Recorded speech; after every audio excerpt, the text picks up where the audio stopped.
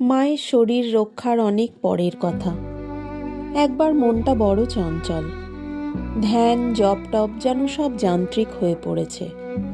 করতে হয়, সময় মাফিক করে যাচ্ছি। দেখি মা যদি কিছু বলেন বলে মায়ের কথা খুললাম।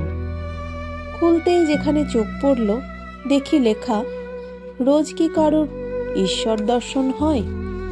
ঠাকুর বলতেন, ছিপ ফেললে কোনোদিন পেল, কোনোদিন পেল না, তা বলে কি চেষ্টা ছাড়তে আছে? এত চঞ্চল হলে চলবে কেন? যা পেয়েছ এতেই লেগে থাকো।